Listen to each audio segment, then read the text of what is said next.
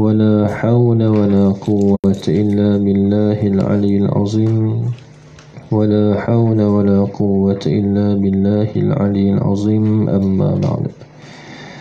Alhamdulillah. Semula pengajian kitab kita. Tengok kitab Paku Iman. Qala musannifu rahimahullahu ta'ala wa nafa'ana bi'ulumihi fid darin amin. Kata musannif, dan keempatnya mukhalafatuhu lil hawadisi. Ini sifat yang keempatnya lah. Ini sebelum kita wajidah, 3 sifat dah. Ini menjadi satu kewajipan lah. Wajib sebagai wajib usuli ke atas mukallaf ni.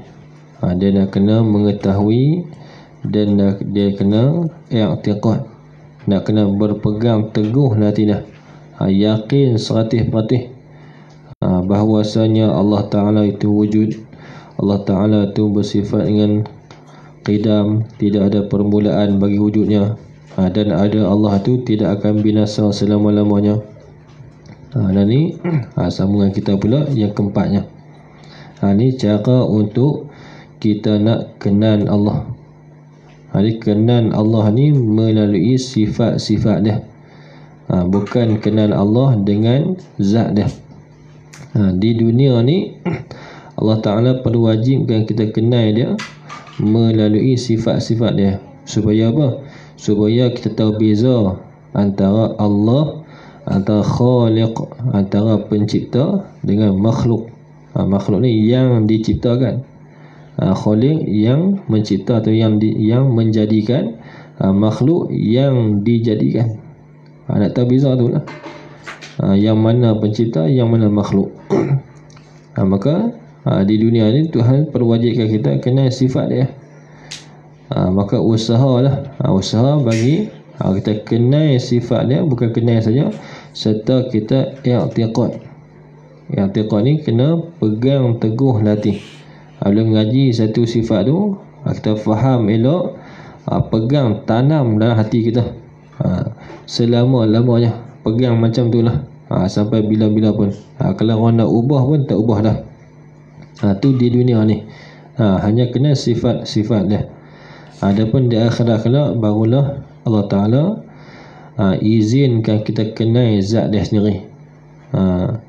Sudah maklumlah bagi kita, nikmat yang paling besar dalam syurga ni ialah dapat melihat zat Allah. Maka bila nak lihat zat Allah ni, usaha kenal sifat-sifat dulu lah di dunia ni. Ini sambungan kita. Dan keempatnya mukhalafatuhu lil hawadisi. Ini di antara sifat yang wajib kita nak kena i'tiqad, kena faham elok-elok, kemudian i'tiqad, pegang teguh hati. Apa dia? Mukhalafatuhu lil hawadisi. Artinya, arti mukhalafatuhu lil hawadisi ni, wajib bersalahan. Bila sebut wajib di sini tak faham dah. Di sini wajib dalam bidang ilmu tauhid, bukan wajib syarak. Kalau wajib syarak, buat dapat pahala tinggal berdosa. Wajib di sini dia mesti. Artinya wajib bersalahan, mesti bersalahan zat Allah Ta'ala. Bersalahan ni tak sama, tak serupa, dia lah. Tu tak semacam, tu bersalahan tu. Wajib bersalahan, wajib tak sama, tak semacam, tak serupa, zat Allah Ta'ala dan segala sifatnya. Sifat Allah tu, bersalahan tu bagi segala yang baharu. Wajib mesti nak kena i'tiqad lah hati kita, Allah Ta'ala ni mesti dia tak serupa dengan zat yang baharu, tak serupa dengan sifat yang baharu. Zat Allah dan sifat-sifat Allah dia tak serupa dengan segala yang baru ni. Apa dia yang baru ni? Ma siwa Allah, barang yang selain Allah Selain Allah semuanya segala yang baru.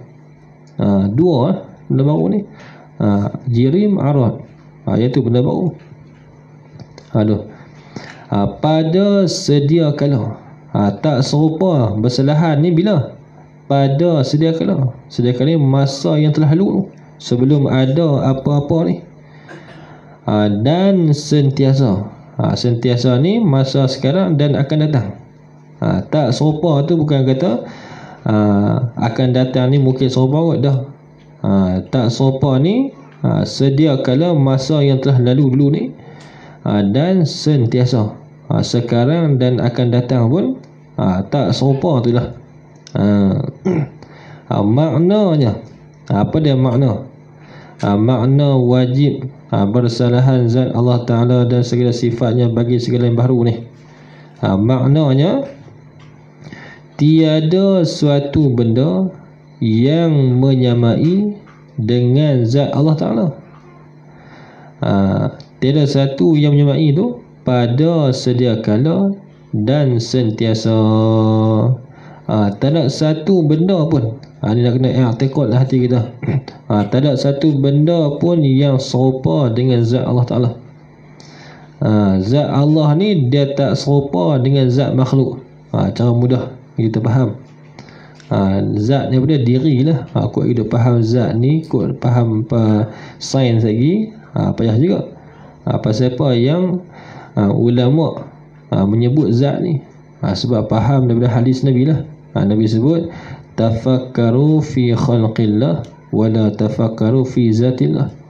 Berfikirlah kamu tentang ciptaan Allah ni. Apa dia yang Allah cerita ni? Wa la tafakkaru fi zatillah. Jangan kamu berfikir tentang zat Allah.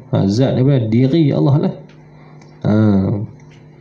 Dengan makna apa ni? Dia sebut sini maknanya tiada suatu benda yang menyamai dengan zat Allah Ta'ala. Tak serupa tu pada sedia kala dan sentiasa. Kita kena i'tiqad lah hati kita, zat Allah tak serupa dengan zat makhluk. Kuat kita ni bertubuh, gemuk, kurus dan sebagainya. Allah bukan macam tu. Tu makna pertama.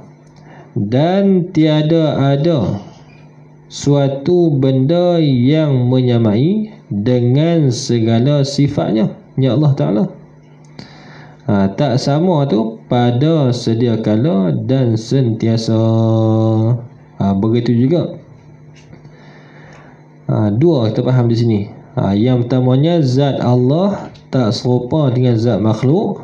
Yang keduanya sifat Allah ni tak serupa dengan sifat makhluk pada hakikat lah. Walaupun serupa pada nama sama. Waktu kita kata Allah ada sifat sama, kita ada sifat sama. Allah ada sifat basar, kita ada basar. Sama pada nama, tapi hakikat tak sama. Sifat-sifat Allah ni tak serupa dengan sifat makhluk. Bila tak serupa tu? Sedia kala. Dan sentiasa, sampai bila-bila pun tak serupa tu. Kotlah main dalam akal kita, Tuhan macam ni kan, hadap bukan ya. Sebab apa? Sebab apa khayalan yang main dalam akal kita ni semua tu makhluk. Pasal kita boleh khayal ni nampak macam ni. Sebab apa? Sebab kita tahu yang ni ada benda bertubuh dan sebagainya. Tu makhluk. Adapun Allah ni tak serupa dengan makhluk. Zat dia pun tak serupa, sifat dia pun tak serupa. Kerana ni tafriq dah. Maka ia zat Allah tu bukan jirim. Dia mudah nak faham berkaitan dengan mukhalafatul hadis ni. Dengan benar zat Allah bukan jirim, sifat Allah bukan arad. Dua tu lah. Ni. Maka ia zat Allah tu bukan jirim. Sebab apa? Sebab zat Allah ni dia tak serupa dengan makhluk. Maka makhluk ni dia tak lepas daripada dua perkara. Tu makhluk. Makhluk ni kena faham apa dia makna makhluk. Makhluk ni yang dijadikan. Adapun Allah khaliq. Khaliq ni yang menjadikan. Maka makhluk ni terlepas dari dua perkara ni. sama ada jirim dan arad. Tu makhluk. Segala benda ni, alam ni, ma siwa Allah, barang selain Allah ni semua makhluk. Maka makhluk mesti dia dua benda ni, sama ada jirim ataupun arad. Jirim ni apa dia? Jirim ni nak dinamakan jirim, kita biasa bagi dulu ni, kalau kita asal mantiqah tu, nak dinamakan jirim ni mestilah nak kena ada 4 syarat nama jirim. Yang pertamanya, perkara ada. Perkara ada daripada yang boleh kita dapat dengan salah satu daripada panca indera yang 5. Itu syarat nak dikira jirim. Boleh disebut jirim benda ni mesti kena dapat syarat ni baru boleh sebut jirim. Yang pertamanya benda yang ada. Perkara yang ada atau benda yang ada. Apa dia benda yang ada ni? Benda yang boleh kita dapat dengan salah satu daripada panca indera yang 5. Ada sama ada dengan pelihat. Tengok meja. Ni jirim ni. Pasal apa? Boleh dapat dengan panca indera. Sama ada dengan mendengar, sama ada dengan menyentuh, sama ada dengan menghidu, sama ada dengan merasa. Tu orang panggil benda yang ada tu. Ataupun cara mudahnya benda wujudi. Syarat jirim ni yang pertamanya mestilah dia benda wujudi, benda yang ada diri.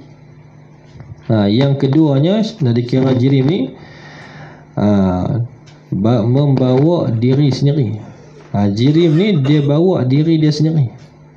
Dia tak tumpang di benda yang lain. Macam meja ni, dia tak tumpang benda yang lain. Tu dia bawa diri sendiri. Yang ketiganya, syarat nak dikira jirim ni mestilah dia kena bertempat.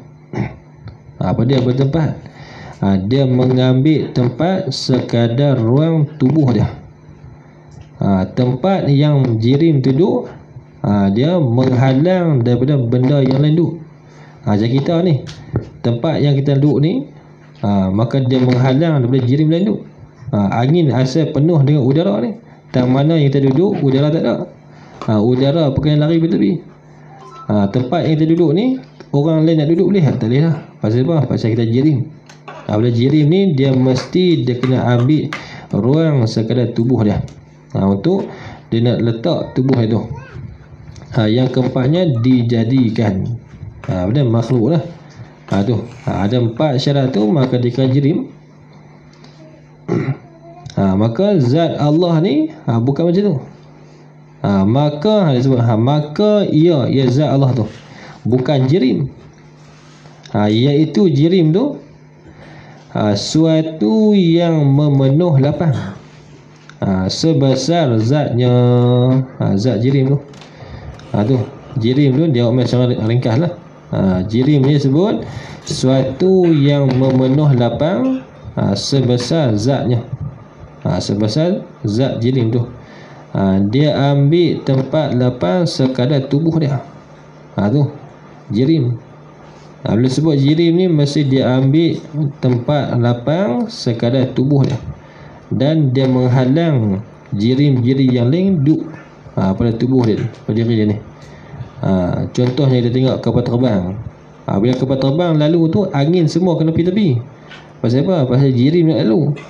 Sama kita apa ni, bila kita berjalan ni, semua angin dia akan tolak pergi tepi. Tapi kita tengok, kita buh batu, tekan masuk dalam tanah. Bila kita tekan batu masuk dalam tanah, tang mana batu duduk tu, tanah kena lari. Pasal apa? Jirim nak ambil tempat dia, sekadar tubuh dia. Tu jirim. Dan bukan ia, ia Allah tu jirim yang jisim yang latif.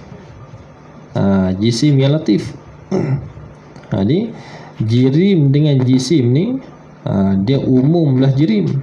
Lah kita asal tengok dulu disebut dah, berkaitan dengan jirim dengan jisim ni. Bila sebut kata jirim, dia umum. Ada jirim lagi jisim, ada jirim firid. Dua jenis jirim. Dia ada jirim jisim, dia ada jirim firid. Dua. Saya tulis.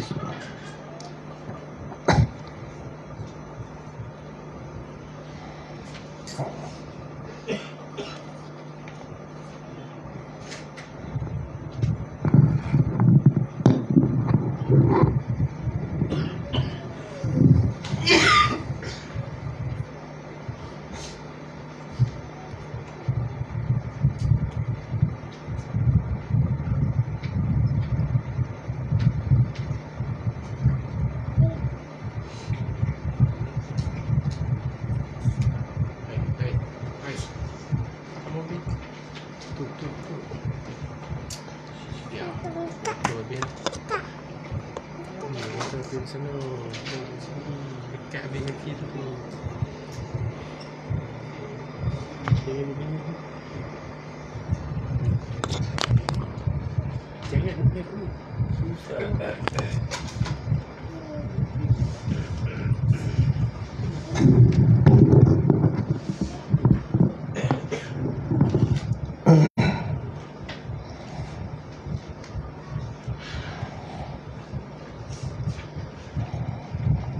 Dia pun kita mengaji ni. Ada kita sangat kuat tu. Dengar dia sebut ni. Dan bukan ia Allah tu jisim yang latif. Jisim ni dia khusus. Adapun jirim dia umum. Sebab jirim ni dia umum. Ada jirim lagi jisim. Ada jirim firid. Ada jisim ni apa dia? Jisim ni benda yang boleh dibahagi-bahagikan. Sekurang-kurang dua. Tu orang panggil jisim. Sama ada boleh bahagi ni sama ada dengan kita belah ataupun kerat ataupun kita kikih. Sekarang tu dia dah raut. Sekarang tu kita apa tahu? Raut, kikih, ketam, dia tu. Tu orang panggil jisim. Dia mestilah dia boleh dibelah bahagi. Atau panggil jisim tu. Satu lagi orang panggil jirim firid. Kalau jirim firid ni dia benda yang begitu halus sehingga kita tak boleh nak belah bagi. Atau panggil jirim firid ataupun orang panggil juga jauhan firid. Kalau bahasa kalau ni atom lah. Atom ataupun proton ataupun apa lagi, neutron. Benda yang begitu halus sehingga tak boleh nak belah pun tak boleh, nak kikih pun tak boleh, dan anda pun nak ketam bukan nak kikih ke, nak raut ke, tak boleh. Benda yang betul kecil, maka yang tu disebut jirim firid. Maka Allah macam tu juga. Maka kita dapat faham di sini ni, sekurang-kurang jisim mestilah terdiri daripada dua jirim firid. Tu. Ni dia sebut ni. Yang pertama dia sebut sini, maka ia Allah tu bukan jirim. Dan bukan ia Allah tu jirim yang jisim yang latif. Yang latif ni yang halus. Kerana jisim ni pula dia pecah ada dua. Dia ada jisim yang latif, dia ada jisim yang kasif. Dua lah.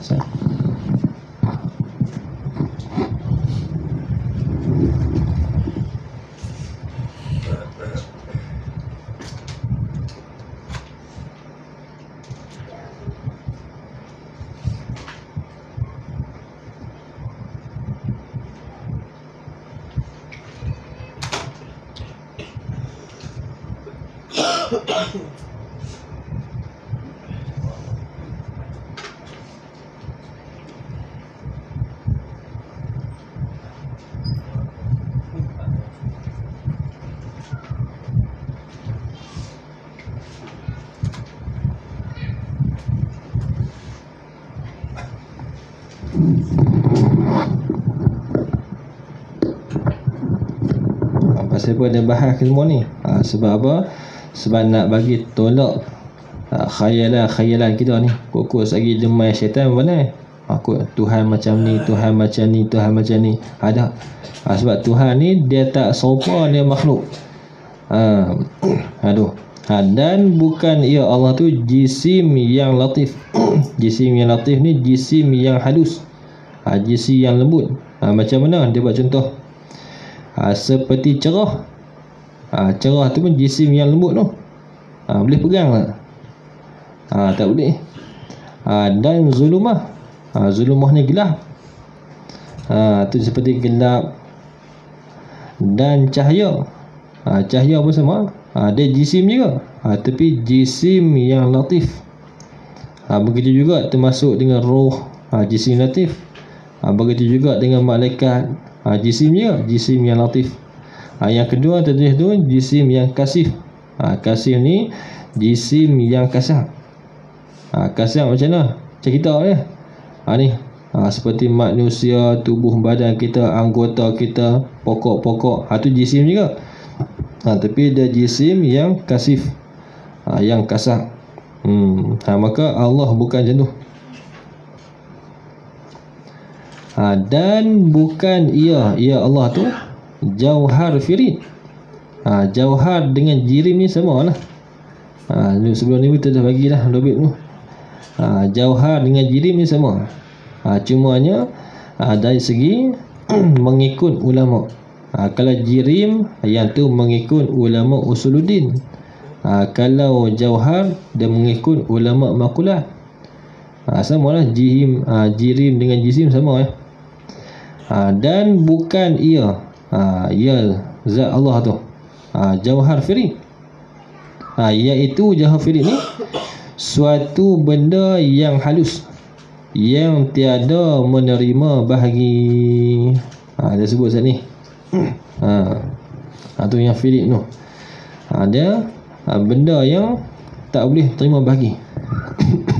Seperti kalau Tok Guru dulu buat contoh, seperti kaki kuman tu. Kuman dah kecil dah, kaki dia tu. Ataupun kalau bahasa lainnya orang panggil atom lah. Atom, benda yang begitu halus sehingga kita nak potong pun tak boleh. Dia nak belah pun tak boleh. Nak kikih buang pun tak boleh. Sebab terlampau halus sangat. Maka Allah bukan macam tu juga. Dan bukan ia Allah tu arad. Ni bukan ia di sini kena sifat lah. Sifat Allah ni bukan arad. Apa dia arad? Iaitu sifat yang berubah-ubah. Semua juga sebelum ni pun kita dah sebut dah. Makna arad tu. Nak dikatakan arad ni sama juga nak kena 4 syarat juga.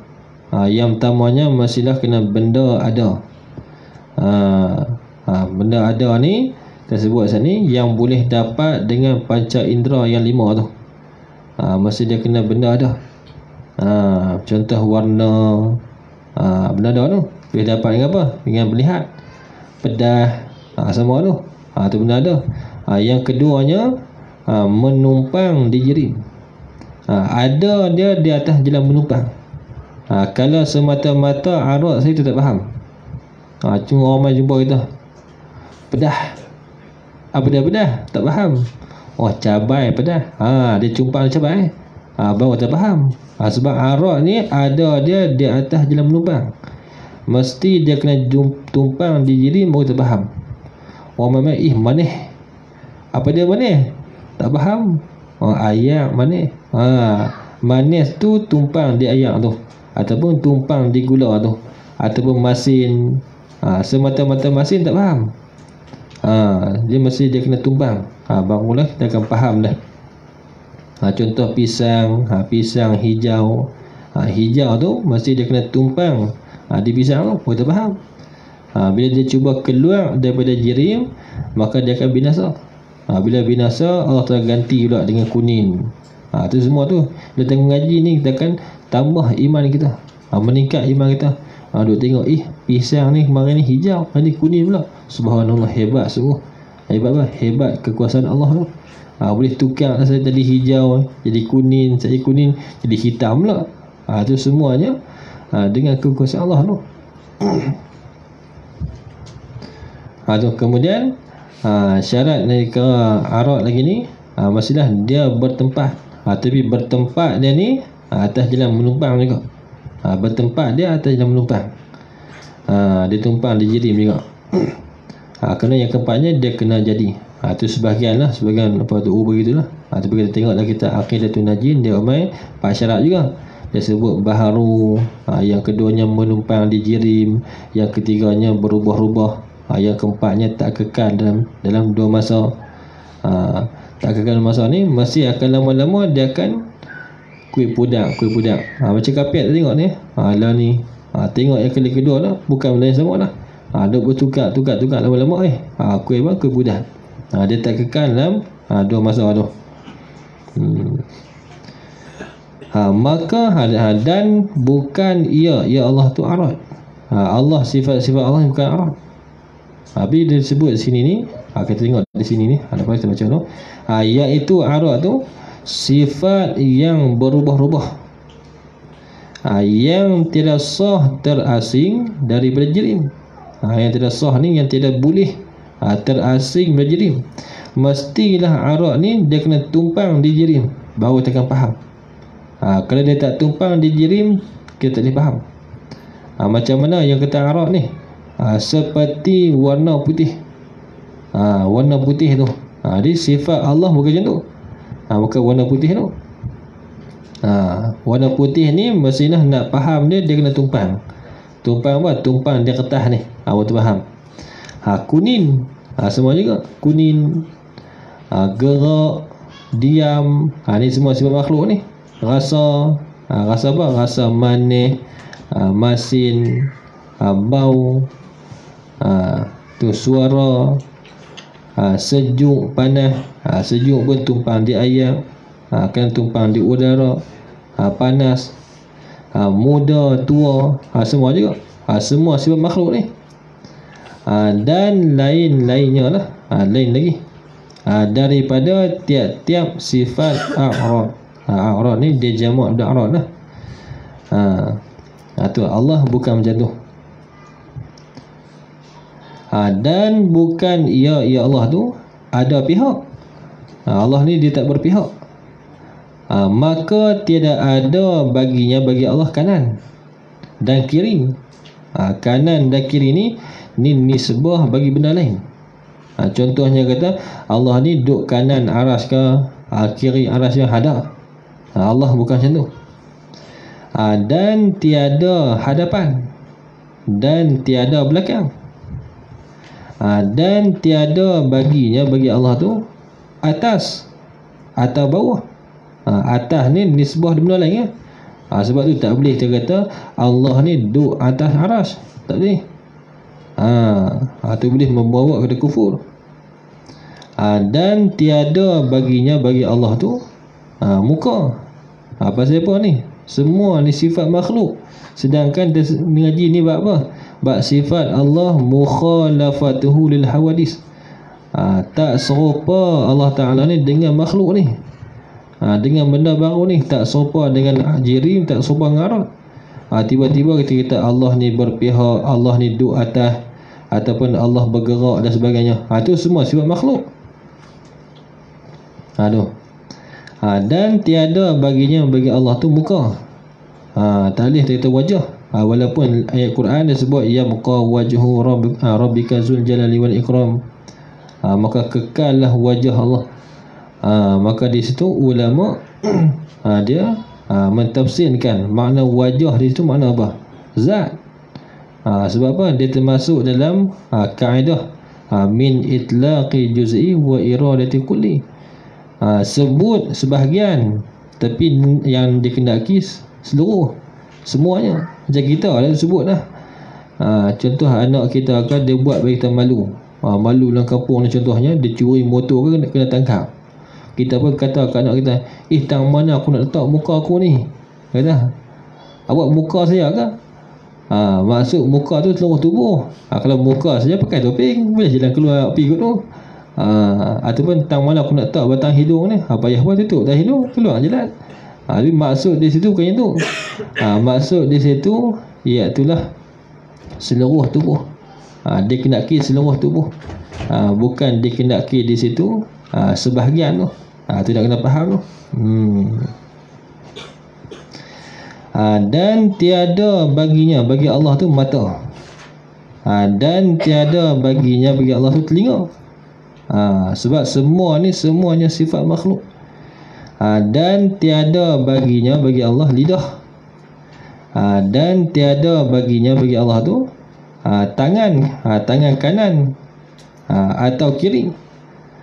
Dan tiada baginya bagi Allah bentuk badan, tubuh badan.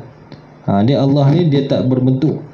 Aku kita kata tu kena faham hadis Nabi tu.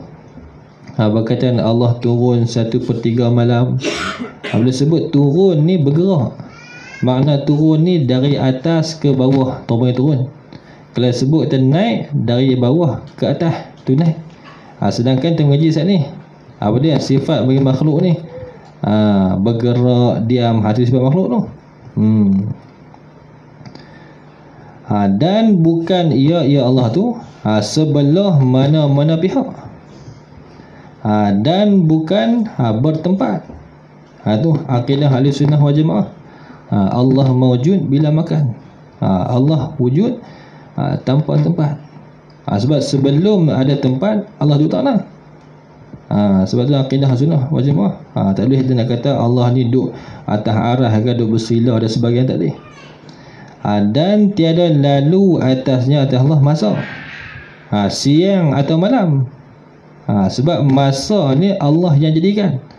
Masa ni apa dia? Masa ni ialah naik turun matahari. Tu masa. Bila naik matahari, turun matahari, tu dikira masa tu. Maka Allah ni tak lalu di atas Allah ni masa. Sebab kalau lalu masa sebelum Allah terciptakan masa ni, dia duduk tanah. Ataupun nanti ni bila dah kiamat dah, bila Allah Ta'ala gulungkan segala makhluk ni, segala bumi apa semua ni, tidak ada masa lah. Sebab tu tak boleh kita kata lalu pada Allah ni siang malam tadi. Dan tidak bersifat ya Allah dengan kecil atau besar. Maka itu bukan juga. Tu apa saja sekarang mudahnya mukhalafatul hadis ni, sifat zat Allah bukan jirim, sifat Allah bukan arad. Sebab jirim dan arad ni itu makhluk apa yang dijadikan. Allah Ta'ala jadikan segala makhluk ni tak lepas dua tu, sama ada jirim ataupun arad. InsyaAllah akan datang. Adapun yang kita kata Allahu Akbar, artinya Allah yang lebih besar. Macam mana makna Allahu Akbar tu? InsyaAllah akan datang lah. Wallahu a'lam. Tengok kita yang kedua pula. Sulamu Subiyan.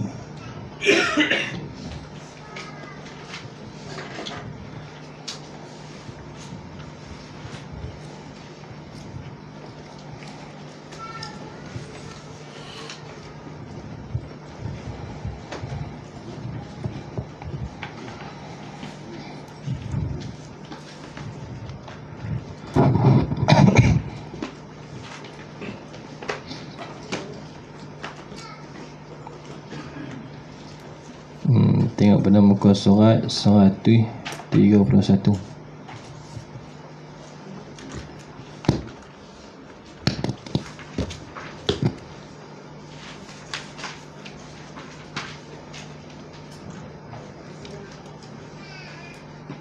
Yang tak semua kot muka surat 128. Tu 128 lah. Kedua tu kan, daripada 13 perkara lah. Yang keduanya. Qala musannifu rahimahullahu ta'ala wa nafa'ana bi'ulumihi fid darin amin. Kata musannif, dan keduanya daripada 13 perkara rukun sembahyang itu, takbiratul ihram. Ini dia Umar syarikah lah. Jadi sebelum ni disebut dah sembahyang ni dia ringkasan daripada kita melakukan 13 rukun tu. Kita buat 13 rukun tu dah dikatakan sembahyang. Kalau tak buat 13 tu, maka itu tak dinamakan sembahyang di sisi syarak. Maka nama sembahyang di sisi kita jadi kita ni biarlah buat ibadat, biar nama ibadat tu di sisi Allah. Jangan nama ibadat di sisi kita saja. Maka nak dinamakan ibadat di sisi Allah ni, mesti nak kena buat ikut panduan yang telah ditetapkan oleh syarak. Bukan boleh buat ikut suka. Dia kena buat ikut ilmu yang kita pelajari. Bila kita buat ibadat dengan ilmu yang kita pelajari ni, maka kita akan buat ibadat tu dengan berhati-hati. Sebab apa? Sebab kita tak mau ibadat kita ni sia-sia. Tak mau tapi di akhirat kelak ni, bila buka amalan kita, mana dia sembahyang yang aku duk buat selama ni. Tengok tak ada satu sembahyang pun. Sebab apa? Sebab tak nama sembahyang di sisi Allah. hanya nama sembahyang di sisi kita ya. Sebab apa? Sebab tak cukup rukun-rukun dah. Tak cukup syarat sah dah. Tak cukup dan sebagainya lah. Sebab tu kata ulama, nak sempurna ibadat kita ni, nak sempurna sembahyang kita, wajib nak kena tahu 4 perkara ni. Tahu 4 perkara ni, insya-Allah sempurna. Di akhirat kelak ni tak menyesal dah. Tu kata ulama. Yang pertamanya kita nak kena tahu rukun-rukun sembahyang. Serta syarat sah bagi tiap-tiap rukun sembahyang tu. Sebab tiap-tiap rukun sembahyang ni dia ada syarat sah dia. Maka nak yang tu yang penting tu. Pasal apa? Nak tahu ni syarat sah bagi takbiratul ihram apa dia, syarat sah bagi Fatihah apa dia. Kalaulah kita berhenti lama sangat baca Fatihah ni, ataupun kita selangkan antara ayat Fatihah dengan zikir. Contoh kita bersin ke, alhamdulillah. Macam mana keadaan Fatihah kita baca tu? Adakah boleh kita teruskan? Maka nak kena tahu. Sebab ada syarat-syarat dia. Tu. Yang pertama mesti nak kena tahu rukun-rukun sembahyang serta syarat sah bagi tiap-tiap rukun sembahyang. InsyaAllah kata ni kita akan masuk syarat sah bagi tiap-tiap rukun sembahyang. Syarat sah bagi takbiratul ihram saja pun 21. Syarat sah dia. Tu. Kita bukan mudah nak ibadat kita ni nak sah. Nak batal tu mudah sangat. Tapi nak sah, nak diterima tu payah. Kecuali kita pelajari, ambil tahu yang tu. Itu insya-Allah ibadat kita tu diterima tu. Yang keduanya kata ulama, nak diterima sembahyang kita ni, nak sempurna sembahyang kita ni, mestilah nak kena tahu syarat sah bagi sembahyang. Syarat sah bagi sembahyang. Di antaranya nak kena berwuduk. Bila nak berwuduk, nak kena tahu pula nak wuduk tu dengan ayat apa. Bukan boleh guna ayat ke juga. Maka wasilah bagi sah sembahyang ni wajib guna ayat. Begitu juga contoh nak berwuduk, maka wajib nak kena guna ayat. Maka ayat tu pun wajib juga. Tak boleh dapat ayat kecuali nak kena kurat telaga. Kurat telaga pun wajib juga. Kurat telaga tak ada cangkui. Beli cangkui pun wajib juga. Tapi wajib apa? Wajib wasilah. Ataupun orang panggil wajib yang aridi. Wajib yang kedatangan. Wajib yang asalnya menunaikan sembahyang tu, nak bagi sah sembahyang. Tapi tak boleh nak sah sembahyang kecuali nak kena berwuduk. Maka nak kena tahu juga syarat sah bagi sembahyang. Di antaranya nak kena berwuduk, menutup aurat, kena suci daripada najis pada pakaian dia, pada tubuh badan dia, pada tempat sembahyang dia. Maka nak kena kenal najis tu. Apa dia yang dikatakan najis? Kemudian macam mana kalau ayat mutan najis kena pada kita, boleh tak masuk sembahyang? Maka nak kena tahu. Pasal apa? Pasal tak mau bagi ibadat yang kita buat sia-sia. Sebab bila kita buat ibadat yang tak sah ataupun yang batal, tak lepas tanggungjawab. Bila tak lepas tanggungjawab, di akhirat kelak nak kena jawab. Hidup di dunia ni mudah ya. Buat apa yang Tuhan perintah, bagi lepas tanggungjawab. Bila buat bagi lepas tanggungjawab, di akhirat kelak ni tak kena jawab dah. Sebab dia buat di dunia ni lepas tanggungjawab. Begitu juga kita pun tanggungjawab dengan anak isteri kita. Maka kena laksanakan bagi lepas tanggungjawab. Lepas tanggungjawab, kewajipan-kewajipan tu, maka di akhirat kelak ni tak kena jawab. Tapi kalaulah dia tak bertanggungjawab, di akhirat kelak kena jawab. Maka nak kena tahu yang keduanya syarat sah bagi sembahyang.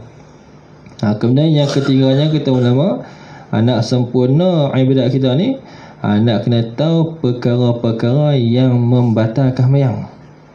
Kena tahu tu. Sebab apa? Supaya ibadat yang kita buat ni kita pelihara dia daripada batal.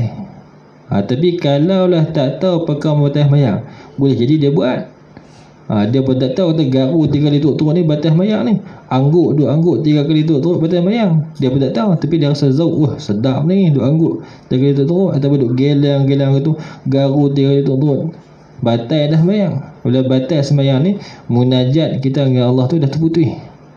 Pada sangkaan kita, duk zauk sedap ni, padahal dah connection dah putus dah. Maka nak kena tahu juga perkara yang membatalkan sembahyang. Kemudian kata ulama yang keempatnya, nak sempurna sembahyang kita ni, nak kena tahu perkara sunat yang ada dalam sembahyang tu. Apa dia perkara sunat dalam sembahyang ni? Perkara sunat dalam sembahyang ni ringkasnya dua lah. Yang pertamanya sunat ab'ad, yang keduanya sunat ih'ah. Nak kena tahu lah. Sunat ab'ad ni asal mana ab'ad ni sebahagian. Sunat ab'ad ni dia seolah-olah sebahagian rukun. Macam mana kita sembahyang rukun ni? Kalau tinggal dia sunat kita sujud sahwi. Pasal apa? Pasal kesalahan dia buat tu tinggal sama ada sengaja ataupun lupa, besar kesalahan tu.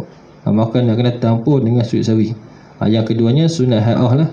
Sunat ih'ah ni sunat yang perhiasan. Atau 4 perkara tu insya-Allah sempurna ibadat kita. Kita buat apa kita rasa lain. Buat tu rasa dengan keyakinan, buat dengan rasa berhati-hati. Supaya apa? Nak pelihara bagi kita tunaikan kewajipan yang Allah wajib dah kita tu. Tapi kalau tak mengaji gini, dia sembahyang kadang-kadang 2 minit siap lah. Muih baru masuk beli keluar lah. Selesai dah. Bukan payah pun bagi buat sembahyang lah. Dia buat sembahyang, dia tunaikan sembahyang, tapi dia tak menjaga hak-hak sembahyang. Maka kita nak buat sembahyang ni nak kena jaga hak-hak sembahyang tu. Apa dia yang apa kewajipan bagi hak sembahyang tu, nak kena tunai rukun dia, syarat sah dia. Itu yang kita nak tahu. Maka nak sempurna sembahyang kita ni, ibadat kita ni, terdapat tidak dengan mengaji ya. Yang tu lah satu jalan lah. Bukan dengan rajin ibadat bagus. Cumanya dia nak kena isikan dengan pengajian juga. Supaya apa? So pengajian ni dah dia sebagai benteng bagi ibadat dia ni sentiasa berada di atas jalan yang lurus. Bila dia duk mengaji, yang ni kadang bila kita biar lama tak mengaji, dia makin pi kona simpang lah. Tiba-tiba ngaji balik, dia patah balik. Bila tak mengaji, dia pi ke simpang, dia pi ke lengah. Dia ke khalid dah. Bila ada peringatan, dia kembali balik. Maka ni termasuk berkaitan dengan rukun sembahyang lah. Ada rukun sembahyang ni 13. Tu bagi rukun sembahyang mah sembahyang fardu.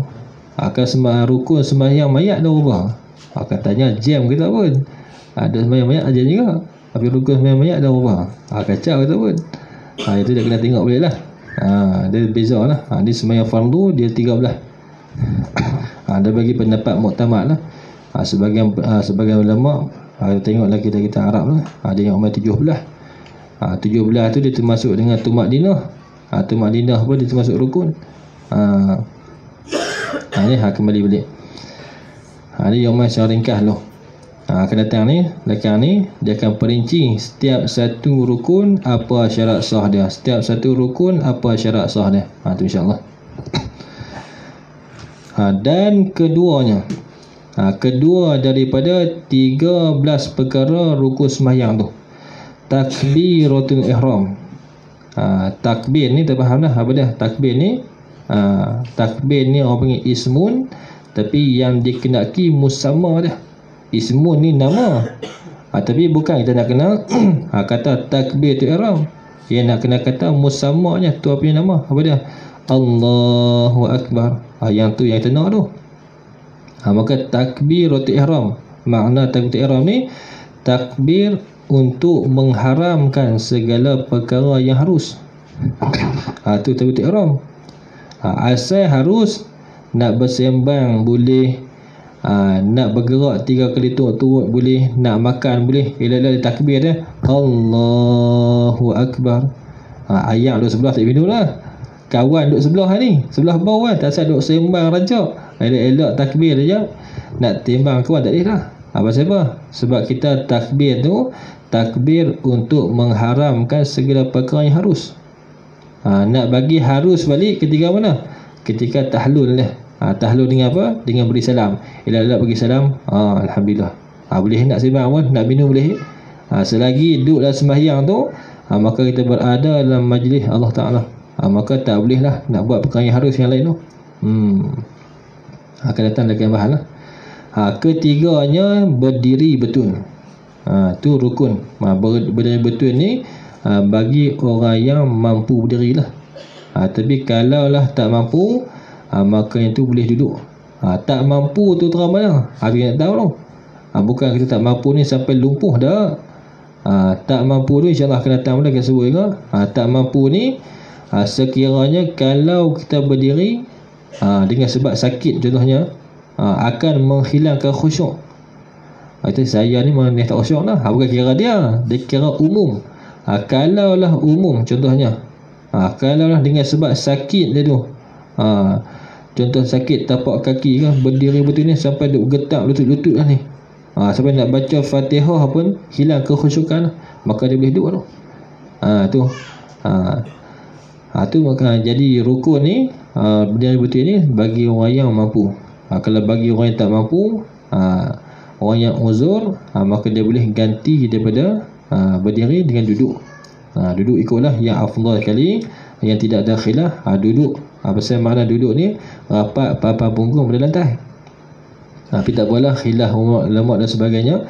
Ada kata boleh juga duduk takuti, tak payah ikut kita lah. Nak ikut yang tu, kita taklid yang tu lah. Tapi kalau seeloknya, tamu bagian khilaf berkaitan ibadat kita ni, ambil duduk rapat papan punggung pada lantai. Kalau Syekh Fahmi duduk, dia tak pergi. Kalau dengan dia, bisa ngaji dia, orang tanya dia, duduk sini tak sah lah. Terus dia kata terus dia ambil ikut tempat tu lah. Keempatnya membaca Fatihah. Tu baca Fatihah. Fatihah ni sama juga lah ismun yang dikenaki musamma dia lah. Musamma tu yang kita dibaca bismillah habis tu. Kelimanya rokok. Rokok ni bahasa Arab. Tu kadang-kadang kita baca duk cakap bahasa Arab lama dah. Tapi kita pun tak tahu bahasa Arab. Sama kafan, rokok. Kafan bahasa Arab. Ni bila nak kafan mayat ni, tu bahasa Arab tu. Kalau bahasa kita kafan ni lah bungkuih. Bungkuih balut. Boleh lepas ni tulis buat apa je cucuk, tepung kafan. Boleh ya? Mana betul ya? Bahasa Arab dia sebut lama dah. Ada je tepung bungkuih tu. Dia nak tepung kafan lah. Tu bahasa apa? Saya nak cakap bahasa Arab sikit. Ada lah. Sama juga sini pun rokok. Rokok bahasa Arab. Kalau bahasa Melayu pada bongkok ataupun condong. Condong tu bahasa Melayu. Bahasa Arab rokok. Dia ada had ni akan datang dia sebut. Syarat nak sah rokok tahu mana? Paling kurang rokok ni kita suar tapak tangan kita boleh pegang lutut. Tu sah dah rokok kita. Yang afdalnya bagi jadi siku L tu lah. Itu yang paling afdal sekali. Tapi kalau contohnya kita sakit pinggang ke, kita pun rokok, takat tu tak sakit lagi. Kalau gagah turun lagi, sakit-sakit, maka kita pun suar bagi tapak tangan ni boleh sampai lutut. Kalau tunjuk juga bagi nampak. Buatkan saya mengaji dulu ni, Tok Guru tunjuk semua. Kalau cara mayang tidur, dia tidur ni, tidur kok ni segi melantang kok ni, kita tengok macam mana. Macam tu. Ni sekadar nak sah rokok ni, tapak tangan ni lutut. Tahu ni sah dah.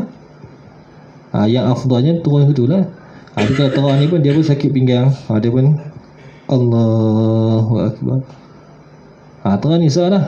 Tu syarat nak sah dah. Sekadar tu. Tapi yang afdal dia dah lah, yang akan sebut tu. Keenamnya i'tidal. I'tidal ni kembali berdiri betul sebagaimana sebelum rukuk tu. Ketujuhnya sujud. Sujud ni dalam mazhab kita, mazhab Syafi'i, wajib meletakkan 7 anggota. Adapun dalam mazhab Maliki 8. Sebab tu dia sebut dah, nak ikut mazhab lain boleh, tak masalah. Cuma nak kena tahu apa dia rukun-rukun sembahyang dalam mazhab dia, apa dia syarat sah dia, apa dia perkara membatalkan dia. Sebab tersebut dah sebelum ni. Sebab ibadat kita ni semuanya akan dipertanggungjawabkan. Ulama akan tanggungjawab di atas ibadat yang kita ikut aliran ni. Contoh kita ikut dalam mazhab Syafi'i, di akhirat kelak ni semua akan dakwah saya ni. Dakwah saya ni buat sembahyang ni macam apa, ikut siapa ni? Ni saya mengaji ni. Saya pun dakwah guru saya. Guru saya pun dakwah guru dia. Sampailah atau panggil sanad tu, rangkaian tu, sampailah kepada Imam Syafi'i. Imam Syafi'i sendiri akan bertanggungjawab. Ni macam mana yang kata rokok had dekat ni. Dia bagi tahu lah, kata ni dia ijtihad daripada hadis ni sekian-sekian. Maka dia ada hujah lah. Tapi kalau lah kita ikut suka kita buat ibadat ni, campur ikut suka ni, dalam mazhab ni kata boleh, mazhab ni kata boleh, maka ulama ni kita kena faham, ulama ni dia ijtihad, dia ada package yang ke bahasa kita ni. Contoh wudu nak ikut mazhab Syafi'i, sembahyang pun dia kena cara mazhab Syafi'i. Pasal apa? Pasal Imam Syafi'i nak bertanggungjawab di akhirat kelak ni. Tapi kalau kita wudu contohnya ikut Syafi'i, mazhab Syafi'i ni mudah, wudu tak wajib gosok. Mada segan kan, pergi buka pi ayak suruh muka pun tangan pun dah lekolah celup gitu kocok 3 kali lega clear. Sapu ayak di kepala kena selai rambut dia. Kalau mazhab Maliki satu kepala, kita bagi kena satu selai rambut yang ada dalam kawasan kepala. Kemudian sembahyang tak mau baca bismillah, ikut mazhab Hanafi, maka sembahyang kita tu kedua-dua ulama tak bertanggungjawab. Pasal apa? Dia kata betul dah sembahyang ikut cara aku, tak mewajibkan bismillah, tapi wudu bukan cara aku, dia tak ikut tanggungjawab. Begitu juga Imam Syafi'i pun, wudu betul dah cara aku, cara yang aku ijtihad, tapi sembahyang dia tak baca bismillah, maka aku tak bertanggungjawab. Sebab itulah kita ni buat ibadat kita ikut ulama yang ikut Nabi.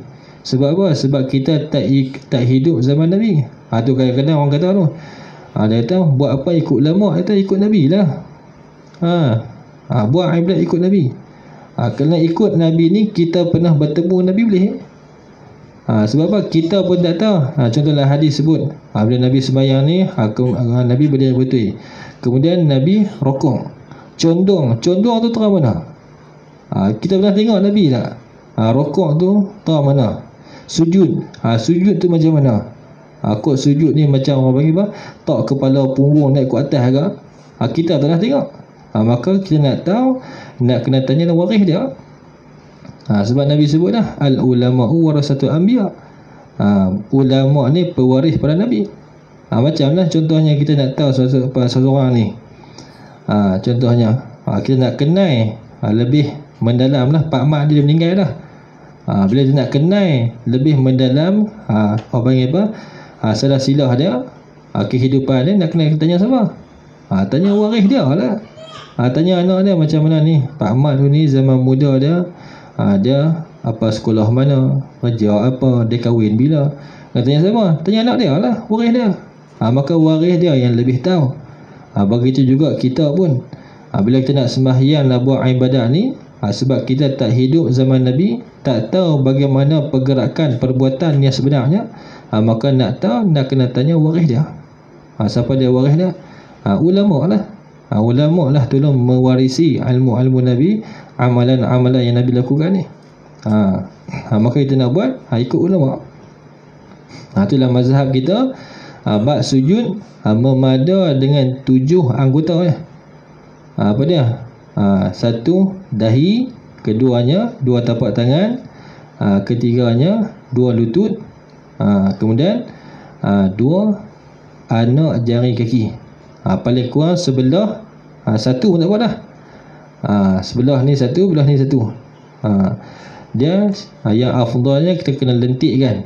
Tapi sebagian ulama ada khilaf, dia kata kalau pacak gitu pun sah dah. Aku buat tengok, kawan ni dia tak lentik pun. Kita mengaji nak kena lentik bagi kena anak perut jari tu. Dia letak gitu ya. Letak gitu. Maka ini pun sebagian ulama tak sah dah. Tapi kalau letak gitu tak sah. Dia bagi kena kuku tu, letak gitu tu tidur gitu. Yang tu tidak ada khilaf lah. Tak ada ulama yang kata sah tu. Dia tak sah. Dia tak cukup rukun lah. Itulah mazhab kita, 7 anggota. Adapun dalam mazhab Maliki 8. Siapa dia? Hidung wajib dalam mazhab Maliki. Adapun dalam mazhab kita sunat, kita tak, bahkan kalau tak boleh kena hidung makruh. Sebab apa? Sebab kita ada kaedah yang ulama sebut, al-khuruju minal khilafi mustahabun. Keluar daripada khilaf hukumnya sunat. Keluar dari khilaf ni macam mana makna dia? Bukan dia keluar dari khilaf ni jangan bagi berlaku khilaf. Maksud dia bagi semua ulama setuju. Tu keluar khilaf. Kita pun buat juga, bagi kena hidung juga. Maka ulama mazhab Maliki berkata, sah ni macam mana ni. Tapi kalau tak bagi kena hidung, Ulama mazhab Maliki tak sah ni bayang dah. Batal bayang ni. Pasal apa? Pasal tak kena hidung. Maka kita pun ra'i. Boleh kena hidung juga. Maka itu semua ulama mengatakan sah. Sebab sunat bagi kena hidung tu. Dalam mazhab kita lah. Kalau mazhab Maliki dia akan sebut kat atas ni. Sebelum nak keluar sembahyang ni, sebelum nak bagi salam ni, wajib nak kena niat keluar sembahyang. Juga Assalamualaikum. Nak kena sedar lah tidak aku keluar dari sembahyang. Kena Allah Ta'ala baru sah sembahyang dah, baru diterima sembahyang dah. Kalaulah dia tak niat keluar dari sembahyang, ataupun dia niat dia selepas dah Assalamualaikum warahmatullahi, baru dia niat aku keluar sembahyang, batal sembahyang. Itulah mazhab Maliki. Maka dalam mazhab kita sunat saja. Nak buat boleh lah. Pukul rasa macam tak yakin kurus lagi, pergi niat keluar dulu ke jauh sebelum lagi salam tu, dia sedar nanti keluar sembahyang dah, batal sembahyang. Ke-8-nya duduk antara dua sujud. Duduk antara dua sujud. Antara dua sujud ni kena ada duduk. Duduk tu dia termasuk rukun yang pendek lah. Akan datang lah kita bahas. Rukun yang pendek ni kita tak boleh panjangkan. Kalau panjang lebih daripada baca tahiyat, maka itu pun batal sembahyang. Sebab rukun sembahyang ni ada dua jenis. Dia ada rukun yang panjang, dia rukun yang pendek. Bagi rukun fi'li lah. Rukun fi'li ni dia ada rukun fi'li yang panjang, dia ada rukun fi'li yang pendek. Bila sebut rukun fi'li yang panjang pilah mana-mana pun tak batal sembahyang. Dia nak berdiri betul. Mayang tahajud ni dari pukul 1 pagi tu sampai ke 4 pagi berdiri betul tak batal. Sama juga rokok lama juga. Jangan lena lah, kalau lena batal kan. Ataupun sujud juga. Sujud pun termasuk rukun fi'il panjang. Dia sujud lama, sembahyang dari pukul 2 pagi sampai ke 4 pagi sujud. Macam-macam permintaan lah. Dia minta sungguh-sungguh. Batal tak? Tak batal. Sebab rukun yang panjang. Dengan lena kan, ingat hidup lena lagi, batal sembahyang tu. Batal sebab lena tu. Kalau rukun fi'li yang pendek, yang ni kita panjangkan, batal sembahyang. Tu kena datang sebut. Ke-9-nya baca tahiyat akhir. Tahiyat ni lafaz dia sama ya. Tahiyat awal pun lafaz tu, tahiyat akhir pun lafaz tu. Dia sampai at-tahiyyat tu sampai lah. Sebab asyhadu an la ilaha illallah wa asyhadu anna Muhammad Rasulullah. Sama ya. Tahiyat awal pun lafaz tu, tahiyat akhir pun lafaz tu. Cuma sebab apa ulama sebut tahiyat awal? Sebab akan ada lagi tahiyat selepas tu. Sebab tu sebut ni tahiyat awal. Pasal apa? Pasal ada yang akhir, ada lagi sekali lagi. Kemudian pasal apa sebut tahiyat akhir? Sebab yang tu lah yang terakhir, selepas tu tahiyat lah. Lafaz yang sama ya. Itu ke-9. Ke-10-nya selawat atas Nabi SAW. Selepas baca tahiyat akhir. Yang ni dia bagi rukun. Selawat selepas kita asyhadu an la ilaha illallah wa asyhadu anna Muhammad Rasulullah. Kemudian selawat tu Allahumma salli ala sayyidina Muhammad. Sampai tang tu saja yang wajibnya. Nak bagi salam pun sah dah yang kita. Cuma afdal lah kita baca selawat Ibrahimiyah. Tu selawat atas Nabi pada tahiyat akhir. Dia menjadi rukun. Adapun selawat ke atas Nabi pada tahiyat awal, dia bukan rukun. Dia menjadi sunat ab'ad. Ke-9-nya salam. Salam ni sama juga sebut salam ni orang panggil apa? Ismun yang dikenaki musamma aja. Tuhan punya nama salam tu apa? Assalamualaikum. Sampai tang tu yang wajib. Dalam mazhab kita memada dengan keluar sembahyang ni dengan salam yang pertama. Assalamualaikum. Sampai kum sah dah sembahyang kita. Kira tahlul lah. Walaupun warahmatullah tak berlafaz pun sah dah. Salam yang kedua hukum dia sunat. Tak berlafaz pun tak apa. Itulah mazhab kita. Kalau dalam mazhab Hanbali, keluar sembahyang dalam mazhab dia dengan salam yang kedua. Sebab itulah kalau kita berjemaah, kalau kita pedoman sembahyang jemaah tu, kalaulah kita ni masbuk, Imam bagi salam pertama, Assalamualaikum warahmatullahi. Kita pun bangun dah, tambah rakaat. Hukum dan makruh luput pada jemaah. Pasal apa? Pasal khilaf ulama. Sebab dalam mazhab Hambali kiranya tak keluar sembahyang lagi, imam tak selesai sembahyang ni.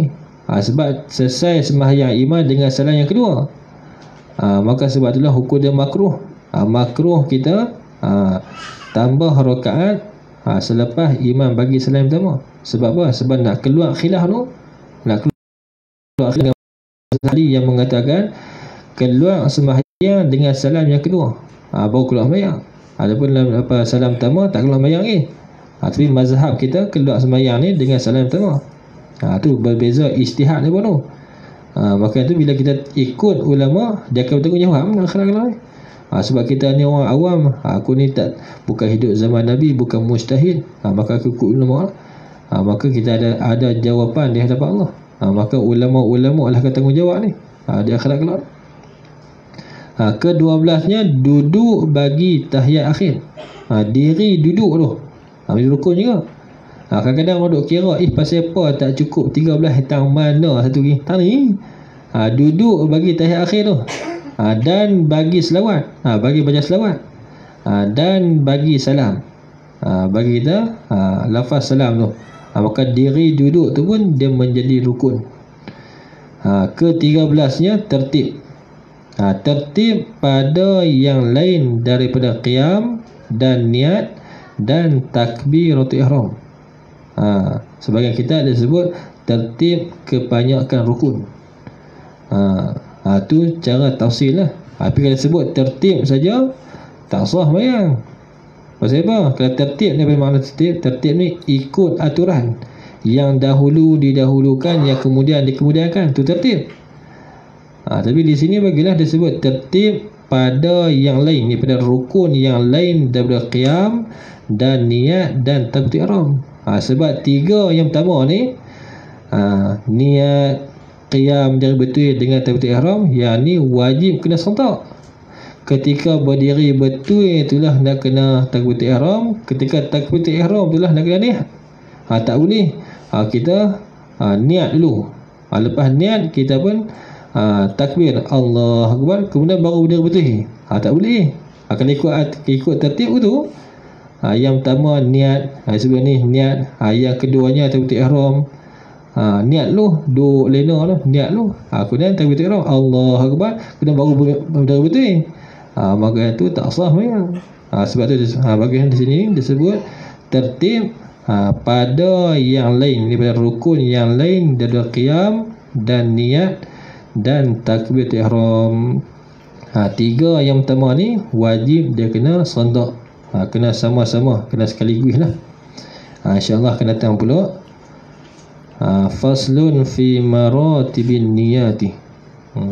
Tapi kalau kita asal tak ada ni faslun fi maratibin ni. Kalau kitabnya pengarang asal ni, cuma di sini Ustaz Ibrahim ni dia tambah, dia buat tajuk siap. InsyaAllah akan datang pula faslun bermula segala martabat niat sembahyang itu 4 martabat. Jadi sembahyang kita ni niat tu dia ada 4 peringkat. Ikut sembahyang apa. Kalau sembahyang tu sembahyang fardu, maka dia berada pada peringkat yang ketiga. Nak kena ada qasar, ta'arud, ta'yin. Kalau sembahyang tu sembahyang sunat, ada sembahyang sunat yang memada dengan qasar saja. Ada sembahyang sunat yang memada dengan qasar dan ta'yin. Ada sembahyang yang nak memada, nak sah niatnya nak kena 4 perkara. Qasar, ta'arud, ta'yin. Qasar, ta'arud, ta'yin, ta'yin nasih. Ta'yin nasih ni kena tentukan posisi diri dia tu. Itu insyaAllah akan datang lah. Ada akan bahas satu persatu ni.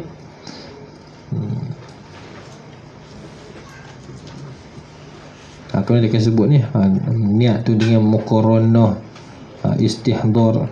Yang ni pun pening kan ni, istihdar hakiki, muqaranah haqiqiyah. Habis ada bagi orang awam ni istihdar urfi pun tak apa dah, muqaranah urfiyah pun tak apa dah.